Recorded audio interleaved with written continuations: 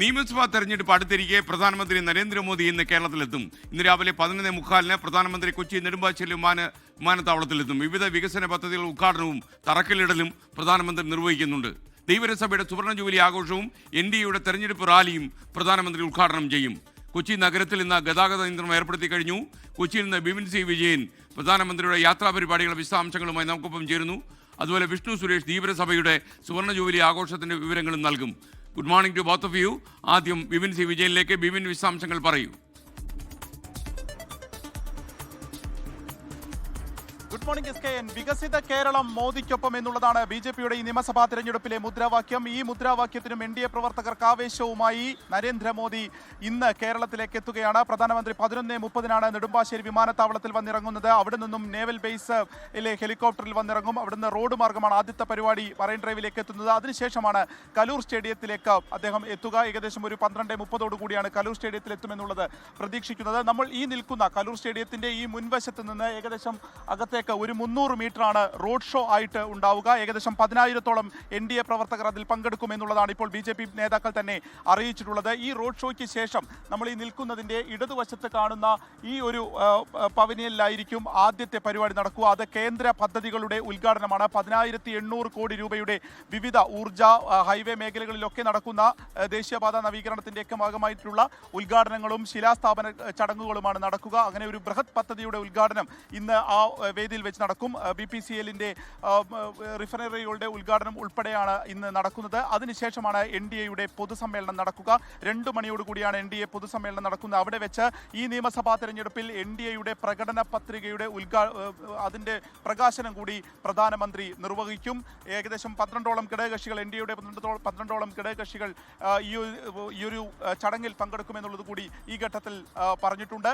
ഒപ്പം ഇനി തദ്ദേശ തെരഞ്ഞെടുപ്പിൽ വേണ്ടത്ര ഒരു വോട്ട് ശതമാനം വർദ്ധിപ്പിക്കാൻ BJPക്ക് സാധിച്ചിരുന്നില്ല. അത് നിയമസഭാ തെരഞ്ഞെടുപ്പിൽ നേടുക എന്നുള്ള ഒരു ലക്ഷ്യം കൂടിയുണ്ട്. ഇതിപ്പോൾ 2ാമത്തെ തവണയാണ് ഈ തദ്ദേശ തെരഞ്ഞെടുപ്പ് കഴിഞ്ഞതിന് ശേഷം നരേന്ദ്രമോദി കേരളത്തിലേക്ക് എത്തുന്നത്. പ്രധാനമന്ത്രി ഈ വരവിൽ ഒരു വമ്പൻ പ്രഖ്യാപനങ്ങൾ ഉണ്ടാകുമോ എന്നുള്ളത് തന്നെയാണ് കേരളം പ്രധാനമായും പ്രതീക്ഷിക്കുന്നത്. കാരണം തിരുവനന്തപുരത്തേക്ക് നരേന്ദ്രമോദി എത്തിയ ഒരു സമയത്ത് അവിടെ വലിയ പ്രഖ്യാപനങ്ങൾ ഉണ്ടാകും എന്നുള്ളത് പ്രതീക്ഷിച്ചിരുന്നു. പക്ഷേ അന്ന് അതുണ്ടായില്ല. ഈ നിയമസഭാ തെരഞ്ഞെടുപ്പ് അടുത്തിരിക്കുന്ന വേളയിൽ അത്തരത്തിൽ എന്തൊക്കെയായിരിക്കും ആ പ്രകടന പത്രികയിൽ ഉൾപ്പെട്ടിട്ടുണ്ടാവുക എന്നുള്ളത് കൂടി വലിയ ആകാംക്ഷയായി തന്നെ നിൽക്കുകയാണ്. കാരണം കഴിഞ്ഞ ദിവസം രാഹുൽ ഗാന്ധിയുടെ 5 വാഗ്ദാനങ്ങൾ ഉണ്ടായിരുന്നു. 5 ഗ്യാരണ്ടികളാണ് അദ്ദേഹം കേരളത്തിന് പറയുന്നത്. അതിൽ ക്ഷേമ പെൻഷൻ 3000 രൂപയാക്കുന്നതും ഉൾപ്പെടെ അതുപോലെ തന്നെ KSRTCയിൽ സ്ത്രീകൾക്ക് സൗജന്യ യാത്ര ഉൾപ്പെടെയുള്ള വാഗ്ദാനങ്ങളായിരുന്നു UDF കോൺഗ്രസ് മുന്നോട്ട് വെച്ചതെങ്കിൽ എന്തൊക്കെയാണ് ഇനി BJP മുന്നോട്ട് വയ്ക്കുന്നത് എന്നുള്ളത് ഇനി അറിയാൻ അല്പസമയം മാത്രമാണ് ഉള്ളത്. ഇന്ന് 2 മണിയോട് കൂടിയാണ് NDAയുടെ പൊതുസമ്മേളനം നടക്കുന്നത്. അതിൽ പുതിയ വാഗ്ദാനങ്ങളും പുതിയ പ്രഖ്യാപനങ്ങളും ഉണ്ടാകും എന്നുള്ളത് തന്നെ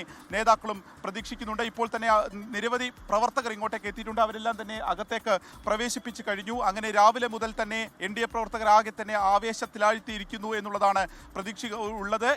BJPയുടെ A ക്ലാസ് മണ്ഡലങ്ങളായി കേരളത്തിൽ കണക്കാക്കുന്ന കഴക്കൂട്ടവും വട്ടിയൂർക്കാവും നേമവും തൃപ്പൂണിത്തറയും പാലക്കാടും മഞ്ചേശ്വരവും ഉൾപ്പെടെയുള്ള സ്ഥലങ്ങളിൽ ഇതിനോടകം തന്നെ ചിട്ടയായ ഒരു പ്രവർത്തനം BJP നടത്തിയിട്ടുണ്ടെന്നുള്ളതാണ് വിലയിരുത്തൽ. അതിനൊക്കെ രാക്കം കൂട്ടുന്ന രീതിയിൽ തന്നെയാണ് BJP ഈ ഒരു ആവേശത്തെ കാണുന്നത് എന്നുള്ളത് തീർച്ച.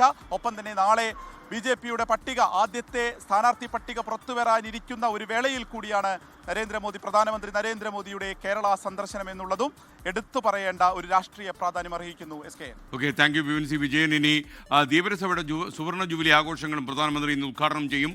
അതിൻ്റെ വിശദാംശങ്ങളാണ് വിഷ്ണു സുരേഷ് നൽകാൻ പോകുന്നത്. Vishnu, good morning. പറയൂ വിഷ്ണു.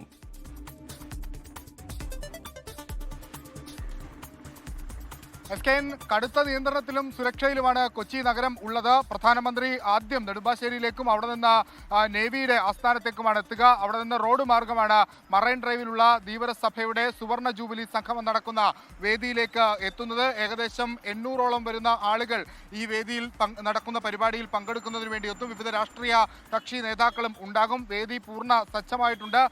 മാധ്യമപ്രവർത്തകർക്ക് അടക്കം കടുത്ത നിയന്ത്രണങ്ങൾ ഈ വേദിയിലകത്തേക്ക് പ്രവേശിക്കുന്നത്, പ്രത്യേകിച്ച് യുദ്ധ സാഹചര്യം നിലനിൽക്കുന്ന പശ്ചാത്തലത്തിലാണ് ഇത്തവണ ഇത്ര പരിശോധനകളും അതോടൊപ്പം തന്നെ ഈ സുരക്ഷാ സംവിധാനങ്ങളും കൂടുതൽ കർശനമാക്കിയിട്ടുള്ളത്.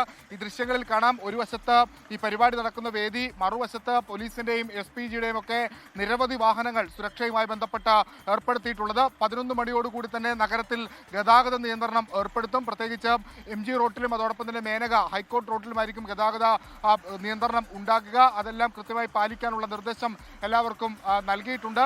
ഒപ്പം ധീവരസഭയുടെ പരിപാടിയിൽ മോദി പങ്കെടുക്കുന്ന ഘട്ടത്തിൽ ഏതെങ്കിലും തരത്തിലുള്ള പ്രഖ്യാപനങ്ങൾ ആ സഭയുമായി ബന്ധപ്പെട്ടുണ്ടാകുമോ എന്നുള്ളതും ഏറെ ശ്രദ്ധേയമാണ്. പ്രത്യേകിച്ച് തെരഞ്ഞെടുപ്പ് അടുത്ത് നിൽക്കുന്ന ഘട്ടമാണ്. ആ ഘട്ടത്തിൽ ഇങ്ങനെ ഒരു പരിപാടിയിൽ പങ്കെടുക്കുമ്പോൾ ആ സഭയുടെ പിന്തുണ BJPക്ക് ഉണ്ടാകുമോ എന്നുള്ള കാര്യങ്ങളൊക്കെ ഏറെ നിർണായകമാണ്. അതെല്ലാം ഒരു അല്പസമയത്തിനകം തന്നെ അറിയാനാകും. 12 മണിയോടുകൂടിയാണ് ഈ കാണുന്ന വേദിയിൽ, മറൈൻ ഡ്രൈവിൽ പ്രത്യേകം ഒരുക്കിയിരിക്കുന്ന വേദിയിൽ നരേന്ദ്രമോദി എത്തുക.